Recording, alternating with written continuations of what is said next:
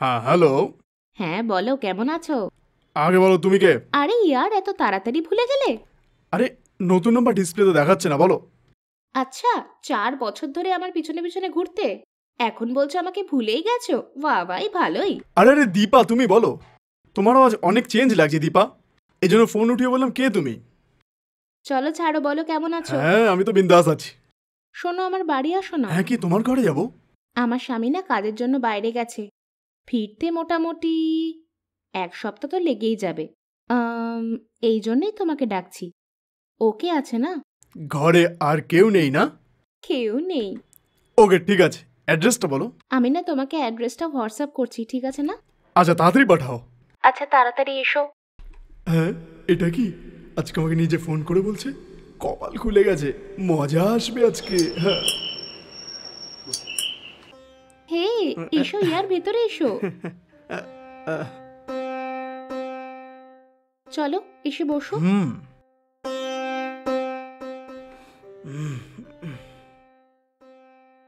ব্যাস 2 মিনিট দাঁড়াও, আমি ভেতরে গিয়ে চা নিয়ে ঠিক আসছি। আছে। হুম।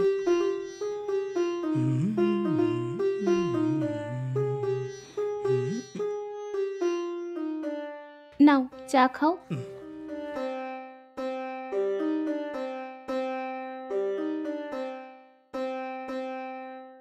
বাকি সব কেমন চলছে? হ্যাঁ চলছে।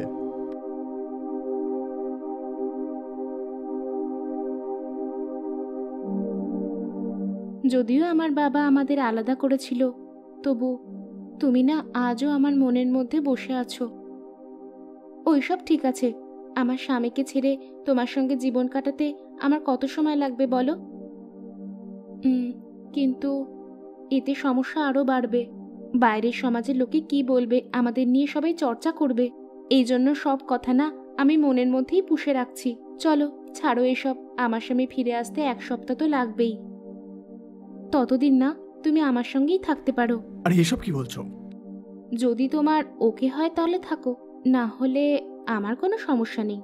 তোমার ঘরে তোমার স্বামী ছাড়া কেউ নেই আর? একজন তো আছে, আমার স্বামীর বোন এখানেই থাকে। ও এখন কোথায়? কলেজ গেছে, এই সময়ও কলেজ ছেড়ে বাড়িতেই আসছে। ও তো এখানেই থাকে না? ও যদি এখান থেকে পড়াশোনা করে, আমি কি করে এখানে থাকবো তাহলে? আমি বুঝতে পারছি না। কেন হবে না? আমরা চাইলেই হবে। একটা মেয়ে যখন ভেবে নেয় না, তখন সবকিছু করতে পারে। যদি এমন হয় তো 1 সপ্তাহের জন্য তোমাকে আমার ঘরে লুকিয়ে অন্যদের থেকে গোপন রাখাটা আমার কাছে কোনো বড় ব্যাপার নয়। ওকে ওকে, তুমি ঘরে গিয়ে না আমার জন্য অপেক্ষা করো।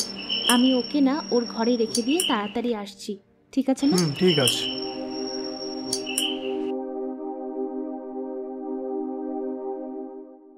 এসো আশা, ভেতরে হাই এসো। বৌদি। আমার না মাথাটা খুব বেশি ব্যথা করছে। আচ্ছা। আমি না ভেতরে গিয়ে একটু বিশ্রাম করছি, তুমি পড়াশোনা করো। হ্যাঁ ঠিক আছে বৌদি।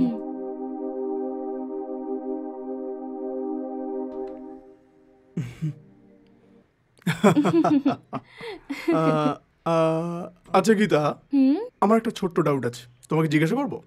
কি ডাউট? বলো না। ধরো যদি তোমার স্বামী হঠাৎ করে চলে আসে, তাহলে তুমি কি বাহানা দেবে ওকে? আমার প্রশ্ন বুঝলে তো?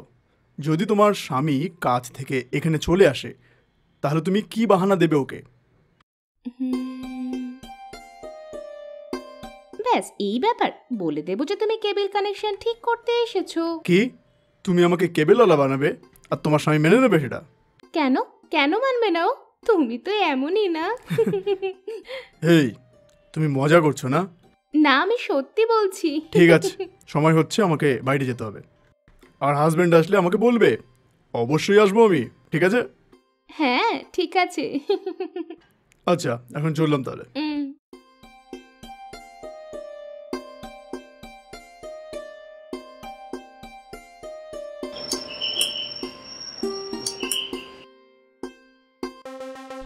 এতক্ষণ বেল বাজাচ্ছি, দরজা খুলছে না, ভেতরে কি করছে? এখন দেখেছি।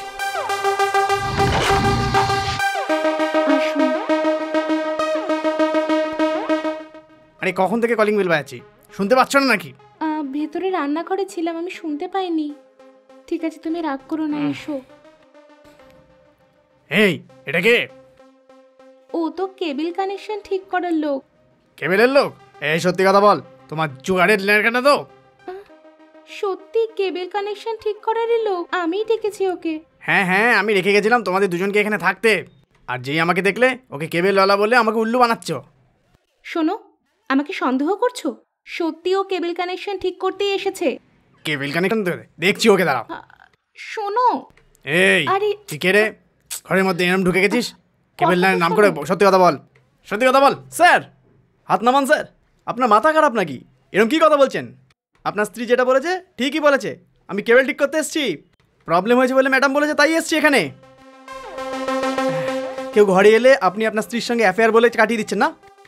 কিরকম মানুষ আপনি! ছ্যা, আচ্ছা, সম্মান নষ্ট করে দিল। শরীরটা নোংরা করে দিয়েছে। ম্যাডাম আপনি কমপ্লেনটা ক্লোজ করে দিন, ঠিক করে দিয়েছি। এরপর কোনো প্রবলেম হবে না, আর যদি প্রবলেম হয় তাহলে অফিসে ফোন করে নেবেন। ঠিক আছে ভাই, আপনি আসুন। আপনার স্বামী এরম করে কেন? ওর সঙ্গে কিভাবে থাকেন আপনি? মুখটা দেখো, যেন কি ভাবছে।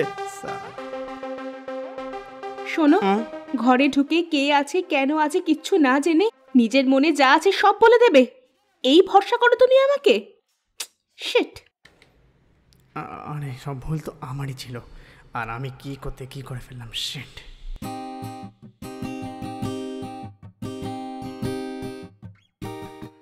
হ্যালো।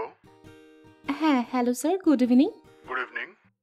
ওই আমাদের ঘরে কুলারটা না ঠিকমতো কাজ করছে না, আপনি কি এসে দেখে যাবেন? অ্যাড্রেস পাঠিয়ে দিন, আমি আধ ঘন্টা পরে আসছি।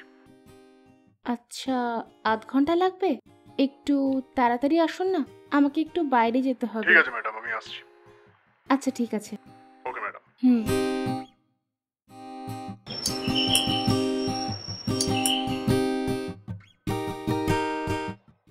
হ্যাঁ কে? ম্যাডাম, কুলার রিপেয়ারের জন্য আপনি কিছুক্ষণ আগে ফোন করেছিলেন তাই না? ওটাই চেক হ্যাঁ। করতে এসেছি আমি। আচ্ছা আসুন।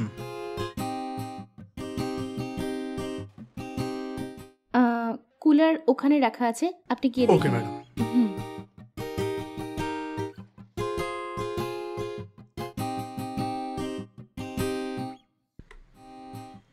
এখানে ঠিক করে দেখতে পাবো না ম্যাডাম, আমি ওখানে রেখে একটু দেখি।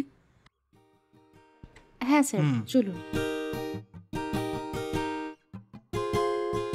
বাবা, কোন আদিম যুগের কুলার এটা। এ তো অনেক পুরনো দেখছি। এটার কোম্পানির জিনিসগুলো আর আসে নাকি? দেখা যাক খুলে।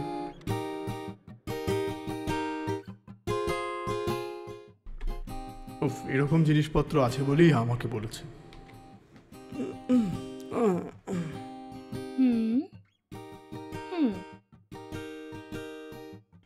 ম্যাডাম, আপনার যদি কোনো কাজ থাকে আপনি করে নিতে পারেন। আপনি শুধু শুধু এখানে দাঁড়িয়ে আছেন, ঠিক করতে টাইম লাগবে কিন্তু এটা। ঠিক আছে, আপনি কাজ ঠিক আছে। করুন।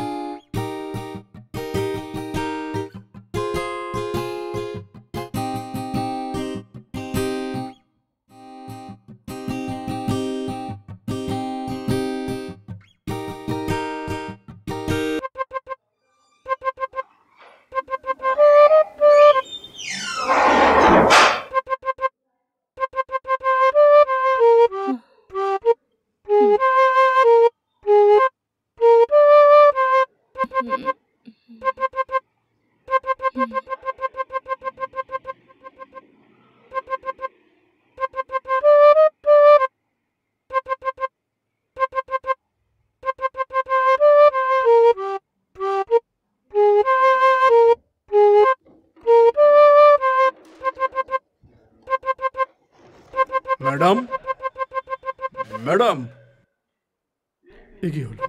এতক্ষণ ধরে ডেকে যাচ্ছি, কোনো আওয়াজ পাচ্ছি না। কাজ শেষ হয়ে গেছে, এবার পয়সা নিয়ে যাবো। তখন ধরে চিল্লাবো আমি। ব্যাস, আমাকে এবার ভেতরে গিয়ে দেখতে হবে।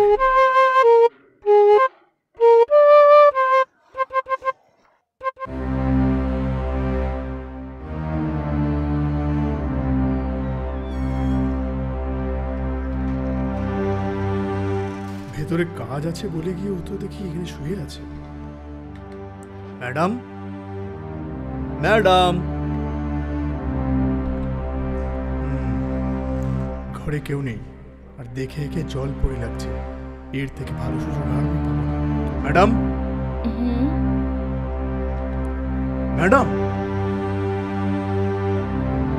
খুব ভালো, আজকে আমি কাজ করব।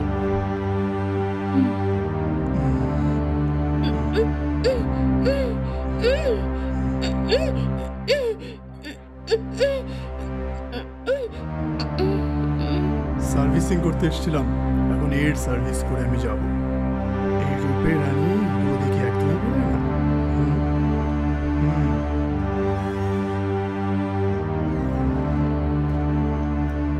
কাজ করার মাঝে কোনো রকম ডিস্টার্ব চাই না। আরে পাগল, কি দেখছিস? কাজে লেগে পড়। হাই। হ্যাঁ জি, কেমন আছো? আমি ঠিক আছি, তুই কেমন আছিস? আমি ঠিক আছি গো। কাজ কেমন চলছে তোমার? চলছে আর কি। তুমি টাকা কবে পাঠাবে? যত তাড়াতাড়ি হয় আমি পাঠিয়ে দেবো। 1 বছর ধরে তুমি কোনো টাকা পাঠাওনি, এখানে থাকা মুশকিল হচ্ছে। ঠিক আছে, আমি তাড়াতাড়ি পাঠাচ্ছি। এই মাসের শেষে কিছু না কিছু পাঠাবো। তুমি বিদেশ যাওয়ার সময় শেঠের থেকে ধারে টাকা নিয়েছিলাম না? ও বারবার বাড়ি এসে চিৎকার চেঁচামেচি করছে। একটু চেষ্টা করে অন্তত ওর টাকাটা তো পাঠিয়ে দাও। একা এখানে সামলানো খুব মুশকিল হচ্ছে। ঠিক আছে, এই মাসে কিছু না কিছু পাঠিয়ে দেবো আমি। ঠিক আছে, তুমি ঘাবড়িও না। ঠিক আছে গো। আর বলো। মনে হয় কেউ এসেছে, আমি একটু পরে কথা বলছি। ঠিক আছে।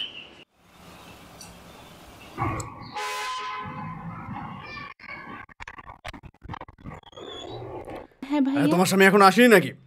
না ভাইয়া, বলেছে টাকা পাঠাবে। তুমি কি ভাবছো এতক্ষণ ধরে? তোমার হাজবেন্ড ফরেন যাচ্ছে বলে আমার থেকে টাকা নিয়েছে, কত মাস হয়ে গেছে জানো?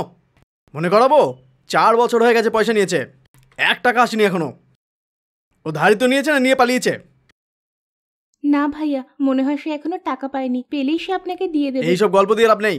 তুমি কি করবে না করবে আমার অত জেনে লাভ নেই। আমার পয়সা যে দ্যাটস অল। যে পয়সা তোমায় দিয়েছি সুদ সহ ফিরিয়ে দাও আজ। না ভাইয়া, এখন উনি স্যালারি পাননি, পেলেই আমি আপনাকে কল করে দেব। এসব কি গল্পের পর গল্প দিয়ে যাচ্ছ আমায়? তোমার গল্প শোনার জন্য আমি এখানে এসেছি নাকি? তুমি পয়সা কবে দেবে বলো? যত তাড়াতাড়ি সম্ভব তত তাড়াতাড়ি দিয়ে দেবো ভাইয়া। হাজবেন্ডকে ফরেনে পাঠিয়ে তুমি এখানে খুশি মারাচ্ছ, খুশি, হ্যাঁ তাই না? কি ভাইয়া এইসব কি বলছেন? আর কি বলবো, এর থেকে আরো খারাপ খারাপ কথা আমি পরে বলবো, ঠিক আছে? প্লিজ তাড়াতাড়ি আপনার ধার শোধ করে দেব। এবার বেরোন আপনি, আশেপাশের কেউ দেখে নিলে ভুলভাল ভাববে। একটু বোঝো না ভাইয়া। শোনো, যতদিন পয়সা দেবে না আমি এখানেই থেকে যাব, বুঝে নাও তারপর তুমি কি করবে। এত যদি সম্মানের ব্যাপার থাকে তাহলে পয়সা দিয়ে দাও, চলে যাব আমি। ঠিক বলছি তো? নিশ্চয়ই দেব ভাইয়া। বড় বড় কথা বলা শুরু।